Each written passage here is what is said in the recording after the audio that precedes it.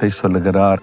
எபேசியர் 5:16 நாட்கள் பொல்லாதவைகள் ஆனபடியால் காலத்தை பிரயோஜனப்படுத்திக் கொள்ளுங்கள். காலத்தை பிரயோஜனப்படுத்துங்கள். என்ன, இது கடைசி காலம், கொடிய காலம். நமக்கு எல்லாருக்கும் அறிந்திருக்கிறபடி மனுஷனுடைய சுபாவம் மாறிவிட்டது, சூழ்நிலை மாறிவிட்டது. கடைசி காலம், உலகத்தின் முடிவு காலம் இப்படிதான் இருக்கும். இந்த காலத்துல உங்களுடைய காலத்தை நீங்கள் பிரயோஜனப்படுத்திக் கொள்ளுங்கள் என்பதாகவே சொல்லுகிறாரு.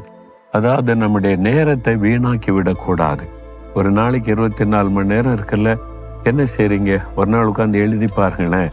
எவ்வளோ நேரம் தூங்குறீங்க, எத்தனை மணிக்கு எழும்புறீங்க, காலை எழும்பின உடனே என்ன செய்றீங்க, நீங்கள் எதுக்கு எவ்வளோ நேரத்தை ஒதுக்குறீங்க, வேலைக்கு போகிறது, பிஸ்னஸுக்கு போகிறது, படிக்கிற அந்த காலேஜ் ஸ்கூலுக்கு போகிறது, ஊழியக்காரில் இருந்தால் எவ்வளோ நேரம் ஊழியம் செய்கிறீங்க. தினமும் ஒரு 24 மணி நேரத்தை எழுதி பாருங்க.